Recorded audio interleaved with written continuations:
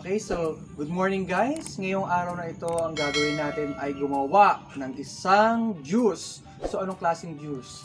Tuturuan ko kayo paano gumawa ng calabash juice o ang tinatawag na miracle juice sa pamamagitan nitong calabash fruit o miracle fruit. So ito pala ang puno, ito ang itsura ng puno na kung saan makikita natin, ito ang tinatawag natin miracle fruit. Okay? So, paano natin malalaman kung pwede na kunin ang isang bunga ng calabash or miracle tree? Kapag ganito na siya kalaki, no? Kasi laki na ng bola, o kaya naman kasi laki ng buko. Okay. So, ngayon, kukunin na natin ito at gagawin na natin juice.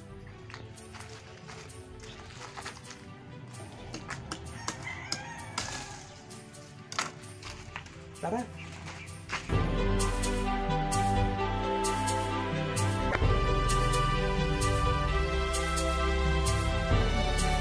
Okay, so ngayon, hihiwain na natin itong calabash fruit natin. So, kung titignan nyo, napakatigas talaga niya. Kailangan mo lang ng mas matalim na kutsilyo. So, sige, simulan na natin. Yan. So, nakikita nyo kung gaano katigas to. Talagang masasabi mong matigas talaga siya. Yan. Matigas pa sa ulo ng mga bata ngayon. So pag mamaya, pag nakita nyo ito sa loob, kung anong kinatigas ng balat niya, siya namang kinalambot nung laman.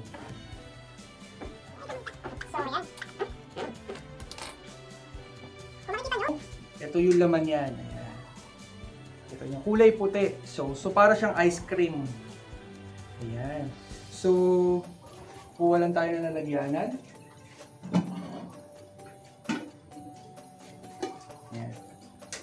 So pag ito niluluto, hindi mo na kailangan lagyan ng tubig. Ang gagawin mo lang ay papakuluan to na mas kulong-kulo hanggang malusaw yung pinaka-prutas niya.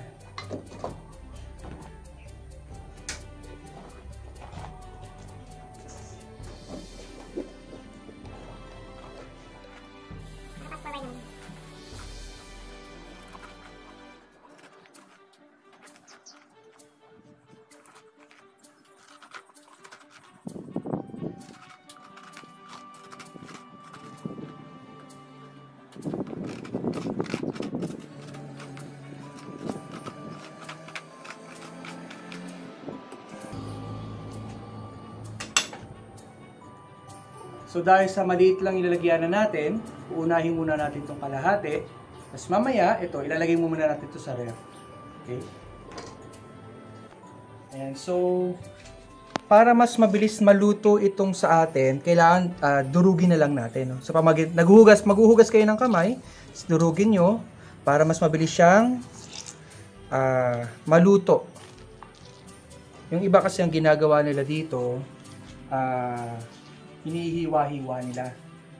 Sa atin naman, ako, ang mas mabilis ko kasi is yung ginaganito. Dinudurog na siya. So mamaya, papansin nyo, mas mabilis siya kasi nga durog-durog na siya. So papakuluan na lang natin. Sabi ko nga, hindi na kailangan lagyan ng tubig dahil ito ay nalulusaw habang niluluto. So kung ano yung naging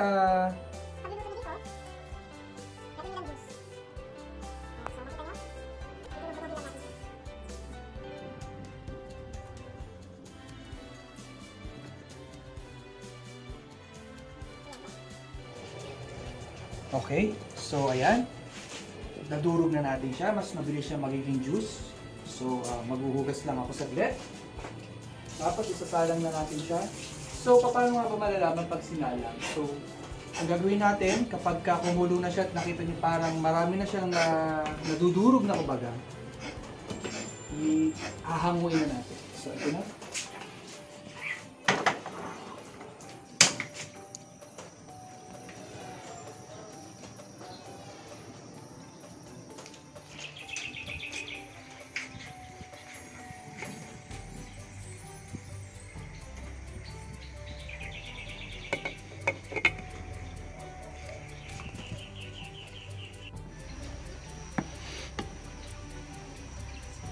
So yan. Para mas mabilis siyang maluto, halu-haluin lang natin, ano. Ayan, nakikita nyo lumalabas na yung pinaka-juice niya. So, hintay lang natin hanggang maging kumulo. Okay?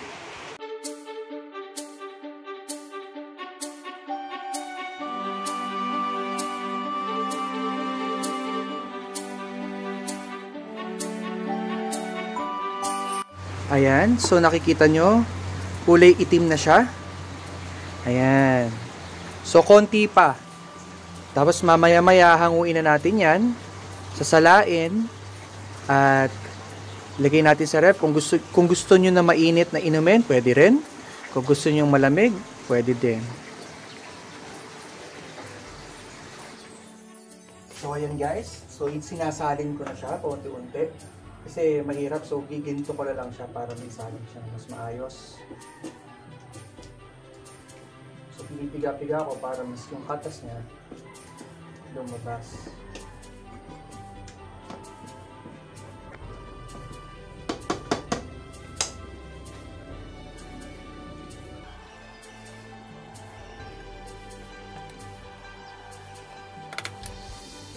So guys, ganito ang itsura niya. Para naging kulay violet na siya. Itim na parang dark violet.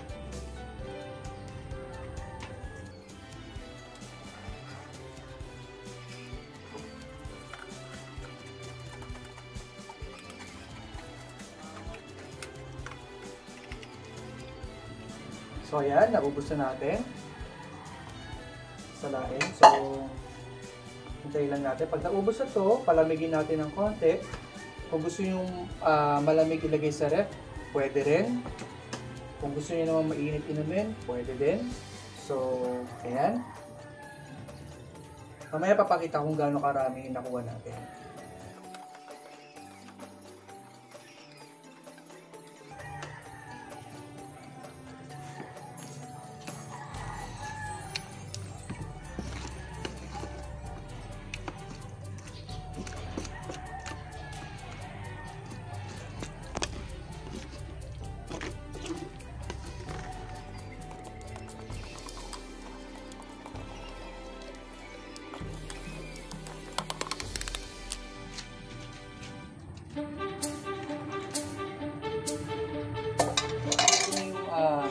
Finished product natin. Tingnan natin kung mapupuno ba ito o hindi. Okay? So,